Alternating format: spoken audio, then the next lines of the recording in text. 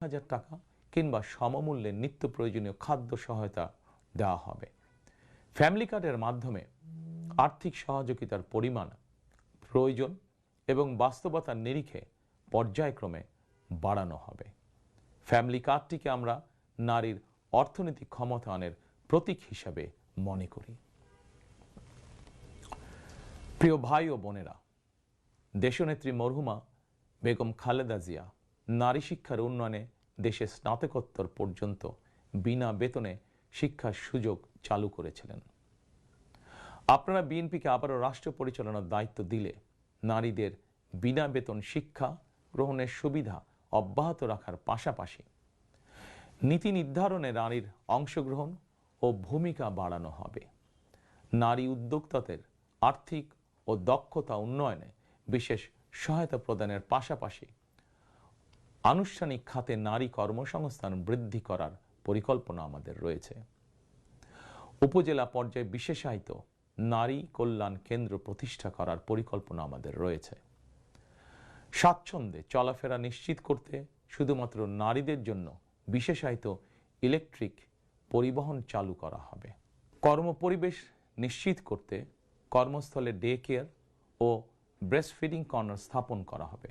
এছাড়া বিশেষ করে রাজধানী ঢাকা সহ বিভাগীয় শহরগুলোতে কয়েকটি নির্দিষ্ট স্থানে হাইজিনিক বাথরুম নির্মাণের পরিকল্পনা আমাদের রয়েছে।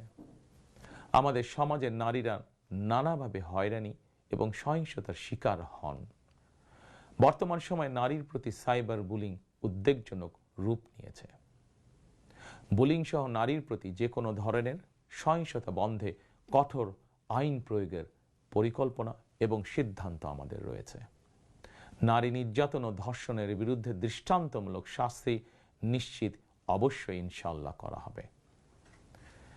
প্রিয় দেশবাসী, সময়ের সাথে সাথে অর্থনীতির নানা খাত বাড়লেও দেশের অর্থনীতি এখনো মূলত কৃষি নির্ভর। বিএনপি বিশ্বাস করে কৃষকের স্বার্থ রক্ষার অর্থ দেশের স্বার্থ রক্ষা। এজন্যই আমরা বলি, বাঁচলে কৃষক বাঁচবে দেশ। এই উপলব্ধি থেকেই আমরা কৃষকদের স্বার্থ রক্ষার জন্য কৃষকদের জন্য ফার্মার্স কার্ড ইস্যুর উদ্যোগ নিয়েছি। এই কার্ডের মাধ্যমে কৃষক একদিকে কৃষি সংক্রান্ত হালনাগাদ তথ্য পাবেন, অপরদিকে সরকারের কাছ থেকে পাবেন আর্থিক এবং অন্যান্য প্রয়োজনীয় সহযোগিতা। দেশে কোটি কোটি কৃষক শ্রমিক রয়েছেন, অধিকাংশই কর্মক্ষম। কর্মক্ষম কৃষকদের জন্য একদিকে যেরকম কর্মসংস্থান প্রয়োজন, অপরদিকে প্রয়োজন তাদের শ্রমের ন্যায্য মজুরি এবং নিরাপদ কর্মপরিবেশ। আমরা মনে করি কর্মক্ষম এই জনশক্তির শ্রমই হতে পারে বাংলাদেশকে পুনরায় স্বনির্ভর ও সমৃদ্ধ বাংলাদেশে রূপান্তরের চাবিকাঠি। এ কারণেই আমরা বলি, করব কাজ, গড়ব দেশ, সবার আগে বাংলাদেশ। তাই আমরা আমাদের কর্ম পরিকল্পনায় কৃষকদের স্বার্থ রক্ষায় সর্বাধিক গুরুত্ব দিয়েছি। প্রিয় দেশবাসী, আমাদের জনসংখ্যার একটি বিপুল অংশ স্কুল, কলেজ, মাদ্রাসা এবং বিশ্ববিদ্যালয় শিক্ষার্থী।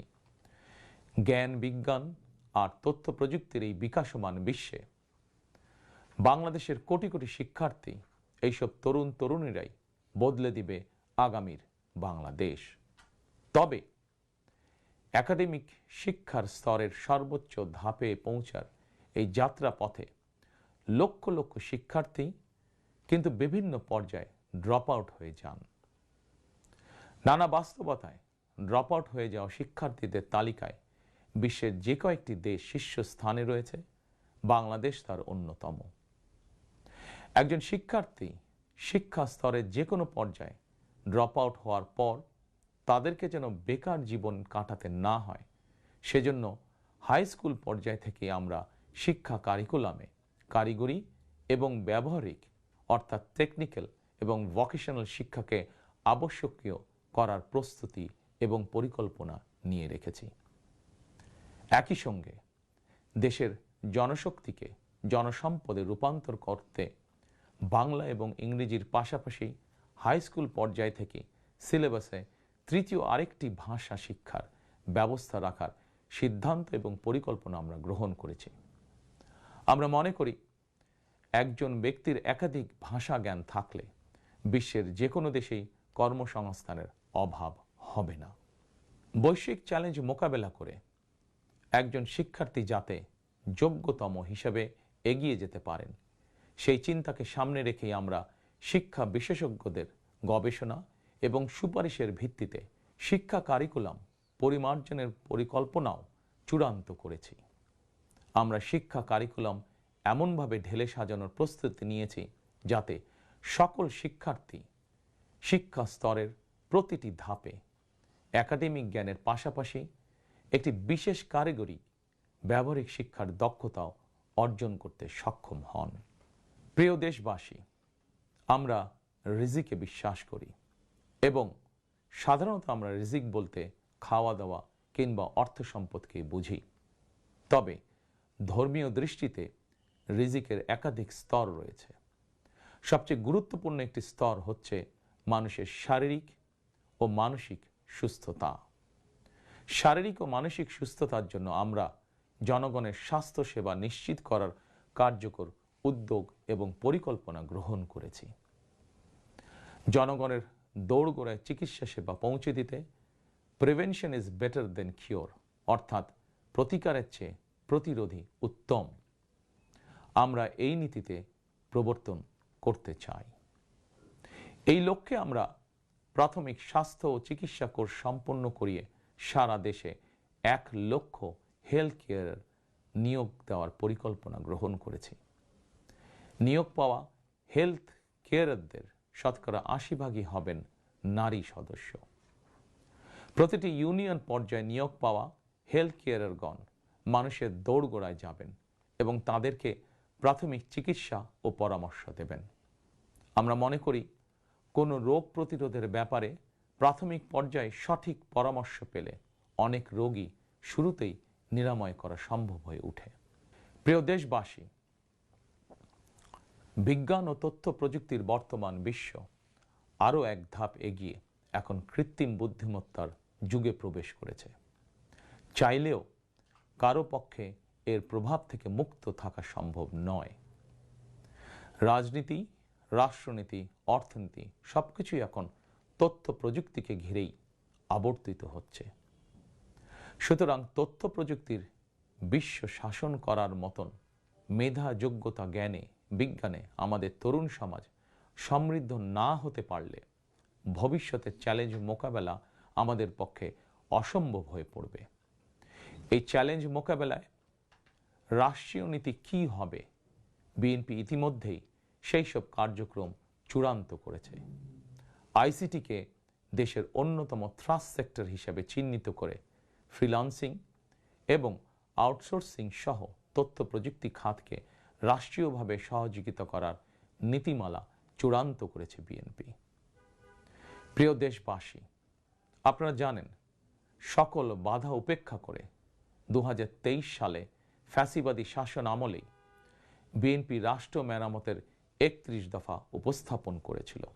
এরপর প্রতিটি দফা কিভাবে বাস্তবায়ন করা হবে সেই বিষয়ে দেশে প্রবাসে বসবাসরত সংশ্লিষ্ট ক্ষেত্রে বিশেষজ্ঞদের সঙ্গে মাসের পর মাস আলোচনা করে কর্ম পরিকল্পনা বাস্তবায়নে প্রক্রিয়া এবং পদ্ধতিও চূড়ান্ত করা হয়েছে।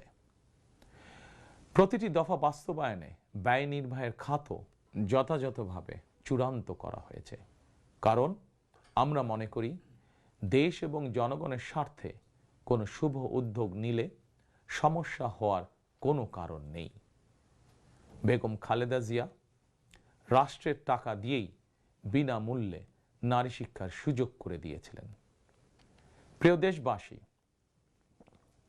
আপনারা জানেন ফ্যাসিবাদের শাসন আমলে প্রতি বছর দেশ থেকে $16 বিলিয়ন পাচার করে দেওয়া হতো। এভাবে দুর্নীতি এবং টাকা পাচার আর অপচয় রোধ করা গেলে ফ্যামিলি কার্ড, ফার্মার্স কার্ড কিংবা বেকার ভাতা প্রদানের মতন ইতিবাচক উদ্যোগগুলো বাস্তবায়নের জন্য অর্থের সংকুলন অসম্ভব নয়, শুধু রাজনৈতিক সদিচ্ছার প্রয়োজন। জনস্বার্থে প্রতিশ্রুতি পূরণের রাজনৈতিক সদিচ্ছা বিএনপির রয়েছে। প্রিয় দেশবাসী, আমাদের সকল ওয়াদা বাস্তবায়নের জন্য আপনাদের দোয়া, সমর্থন, সহযোগিতা এবং ভোট চাই। প্রিয় দেশবাসী, জনগণ রাষ্ট্রের মালিক। জনগণ রাষ্ট্রের মালিক হলে রাষ্ট্রের সুযোগ সুবিধাও ভোগ করা জনগণের অধিকার। কিন্তু ফ্যাসিবাদ আমলে সকল সুযোগ সুবিধা সম্পদ জনগণের পরিবর্তে মাফিয়া সিন্ডিকেটের হাতে কুক্ষিগত ছিল। সুতরাং এবারের নির্বাচনের মাধ্যমে বিএনপি শুধু রাষ্ট্রের মালিকানাই নয়, জনগণ যাতে ন্যায্যভাবে রাষ্ট্রীয় সুযোগ ও সুবিধাও ভোগ করতে পারেন, বিএনপি সেটিকেও ইনশাল্লাহ নিশ্চিত করতে চায়। প্রিয় দেশবাসী, সমাজের প্রতিটি শ্রেণী পেশার মানুষের প্রতি লক্ষ্য রেখেই আমরা আমাদের আগামীর বাংলাদেশ গড়ার পরিকল্পনা সাজিয়েছি। আমাদের এই পরিকল্পনা থেকে সমাজের কোনো অংশই বাদ যায়নি। দেশে প্রতিবন্ধী প্রায় 40 লক্ষ মানুষের কল্যাণ নিয়েও আমাদের পরিকল্পনা রয়েছে। আমরা মনে করি প্রতিবন্ধী মানুষদের প্রতি শুধু পরিবার নয়, রাষ্ট্রেরও বিশেষ দায়িত্ব রয়েছে। আমরা সেই দায়িত্ব যথাযথভাবে পালন করতে চাই। বাংলাদেশে প্রায় 2 লক্ষ মসজিদ রয়েছে। এই মসজিদের কয়েক লক্ষ খতিব, ইমাম, মুয়াজ্জিম সাহেব রয়েছেন। জন্ম থেকে মৃত্যু পর্যন্ত এই মানুষগুলোর সঙ্গে আমাদের রয়েছে ধর্মীয়, সামাজিক, আত্মিক এবং আধ্যাত্মিক সম্পর্ক। এদের অনেকেই আর্থিকভাবে পিছিয়ে রয়েছেন। জনগণের রায় বিএনপি রাষ্ট্র পরিচালনার সুযোগ পেলে দেশের ইমাম, খতিব, মুয়াজ্জিম এবং একইভাবে অন্য সকল ধর্মের ধর্মীয় গুরুদের জন্য রাষ্ট্রীয়ভাবে আর্থিক সহযোগিতা ইনশাল্লাহ আমরা নিশ্চিত করতে চাই। প্রিয় দেশবাসী, পতিত, পরাজিত ও বিতাড়িত ফ্যাসিবাদ অপশক্তি দেশের সকল সাংবিধানিক এবং বিধিবদ্ধ প্রতিষ্ঠানগুলোকে অকার্যকর করে দিয়েছিল। প্রশাসনকে চূড়ান্ত রকমের দলীয়করণ করে ফেলেছিল। প্রশাসন পরিচালনায় বিএনপির নীতি হবে প্রতিটি সাংবিধানিক প্রতিষ্ঠান চলবে সাংবিধানিক নিয়মে। শাসন প্রশাসনকে দলীয়করণ নয়। প্রশাসনে নিয়োগ কিংবা পদোন্নতি হবে মেধা এবং যোগ্যতার ভিত্তিতে। জনপ্রশাসন সঠিক ভিত্তির উপর প্রতিষ্ঠিত হতে না পারলে আমাদের কোনো উদ্যোগেরই সুফল মিলবে না। আমরা ইতিমধ্যেই জনগণের সামনে উপস্থাপিত আমাদের দলীয় ইশতেহারে বলেছি, জনগণের রায় বিএনপি রাষ্ট্র পরিচালনার দায়িত্ব পেলে সরকারি কর্মকর্তা এবং কর্মচারীদের জন্য যথাসময়ে জাতীয় পে স্কেল ঘোষণা এবং বাস্তবায়ন করা হবে। প্রিয় দেশবাসী, বিশ্বের বিভিন্ন দেশে প্রায় 1.5 কোটি প্রবাসী বাংলাদেশির বসবাস। প্রবাসীরা অনেকেই বাংলাদেশে তাদের প্রিয় পরিবার পরিজন ছেড়ে বিশ্বের বিভিন্ন দেশে বসবাস করেন।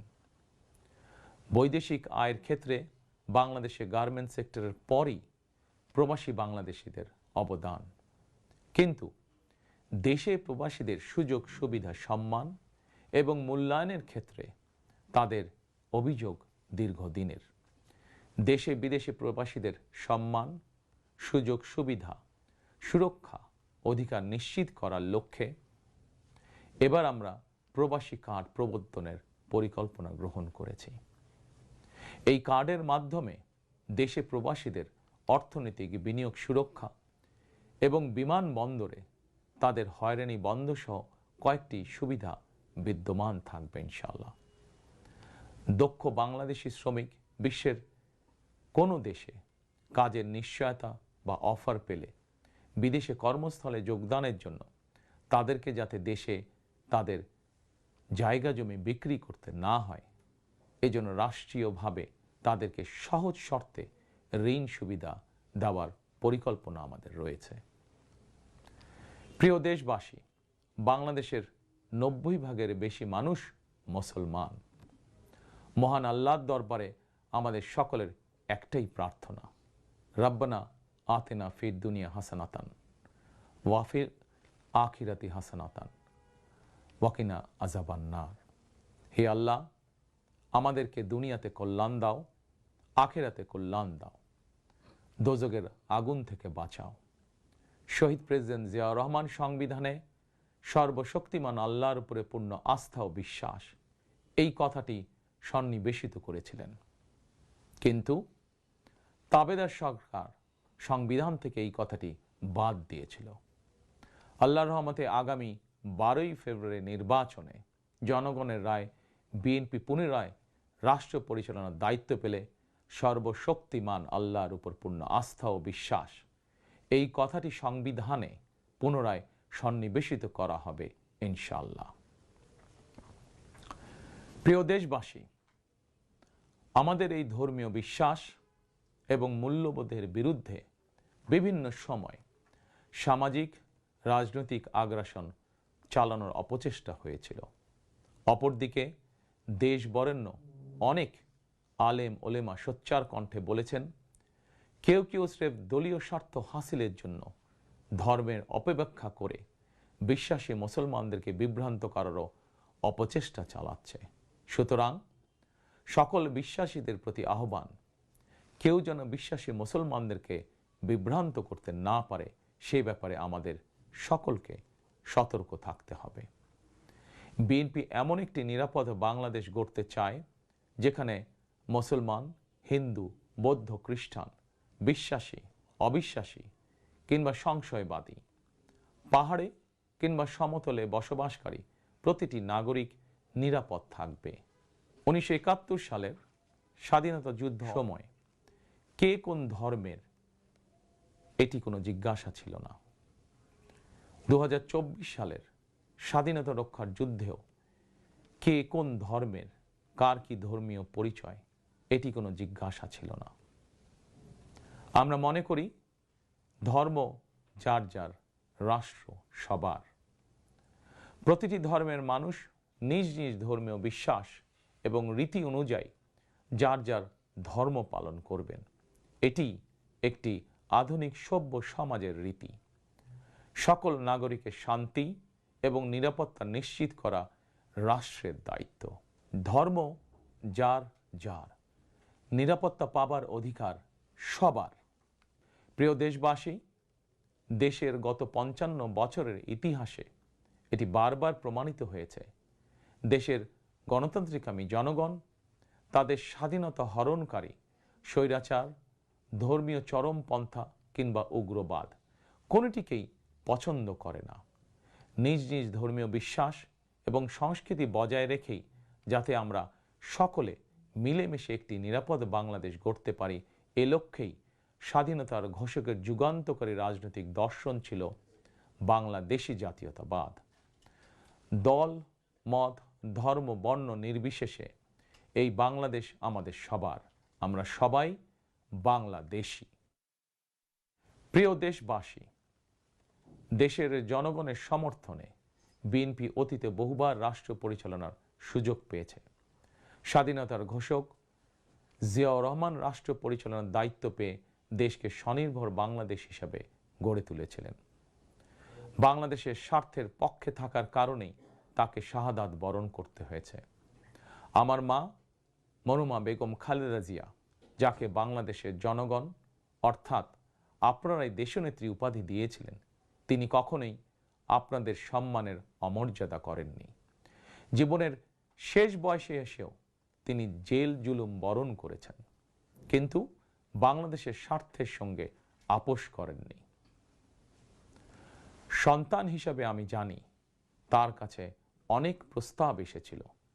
তিনি চাইলেই সেই প্রস্তাব গ্রহণ করে জেল জুলুম এড়িয়ে বিদেশে চলে যেতে পারতেন, কিন্তু তার হৃদয় জুড়ে ছিল বাংলাদেশ।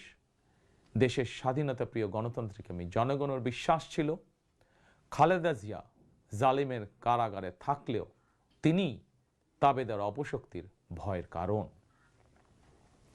খালেদা জিয়াও জনগণের বিশ্বাস এবং ভালোবাসার মর্যাদা দিয়েছিলেন। তিনি দেশেই থেকেছিলেন শেষ দিন পর্যন্ত।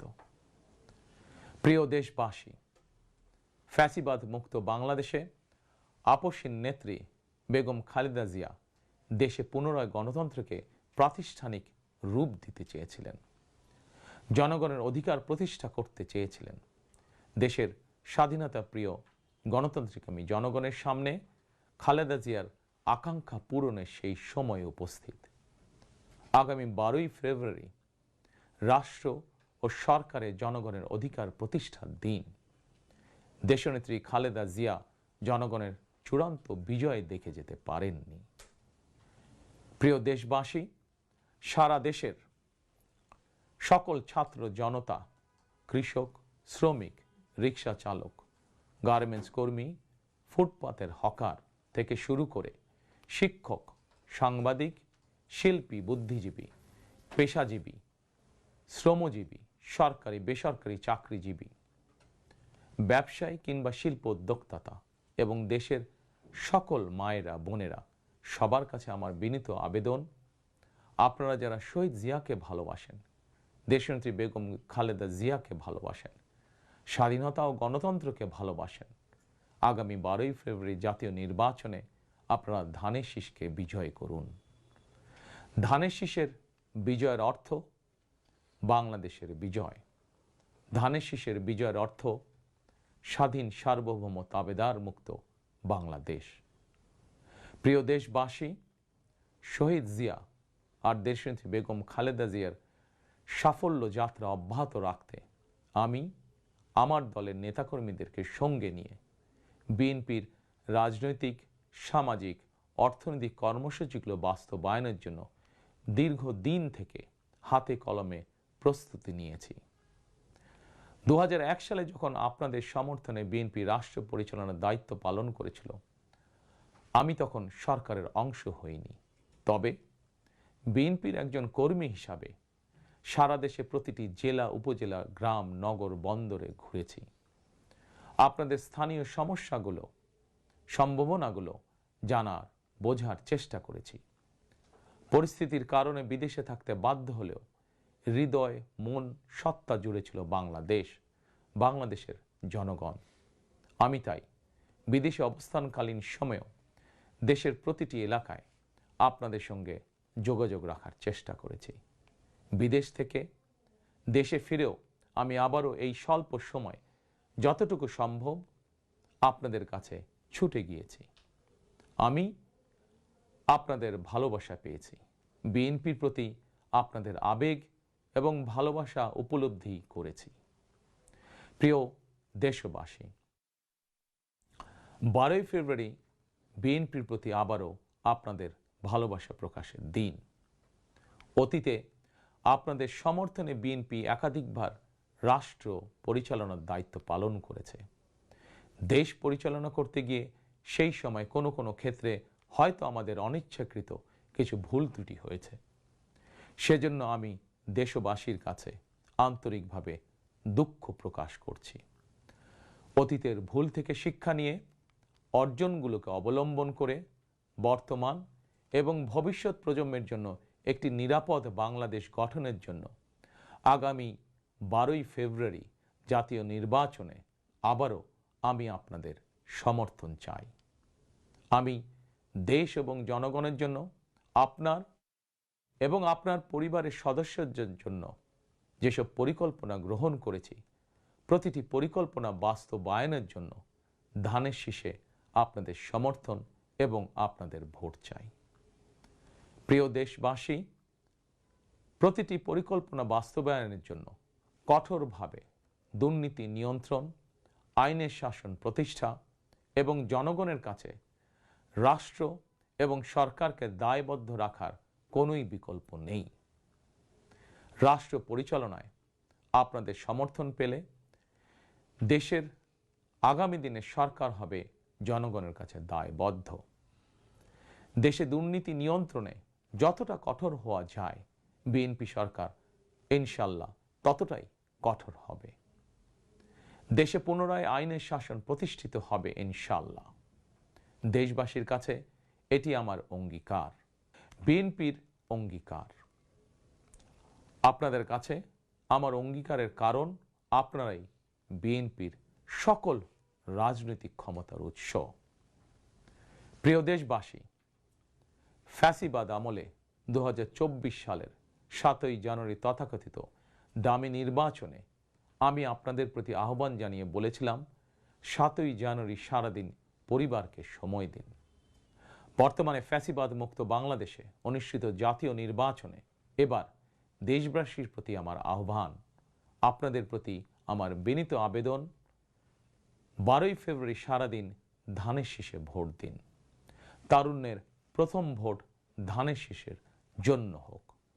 প্রিয় দেশবাসী, গণতন্ত্রকামী প্রিয় ভাই ও বোনেরা, 12ই ফেব্রুয়ারি আপনারা ধানের শীষের প্রার্থীদের দায়িত্ব নিন। 13 তারিখ থেকে আপনাদের নির্বাচিত এমপিরা আপনাদের দায়িত্ব নেবে। নির্বাচিত প্রতিনিধিরা আপনাদের দায়িত্ব ঠিক মতন পালন করছে কিনা সেটি নিশ্চিত করার দায়িত্ব আমি নেব ইনশাল্লাহ। 12ই ফেব্রুয়ারি যদি আপনাদের সমর্থন পাই, তাহলে রাষ্ট্র পরিচালনায় বিএনপির মূল মন্ত্র থাকবে মহানবীর মহান আদর্শ, ন্যায়পরায়ণতা। 12ই ফেব্রুয়ারি জনগণের বাংলাদেশে জনগণের অধিকার প্রতিষ্ঠার এই দিনে আমি আল্লাহর দরবারে ধানের শীষের বিজয় কামনা করে আমার বক্তব্য শেষ করছি। 12ই ফেব্রুয়ারি সারাদিন ধানের শীষে ভোট দিন। আল্লাহ হাফেজ। বাংলাদেশ জিন্দাবাদ। বাংলাদেশ জাতীয়তাবাদী দল জিন্দাবাদ।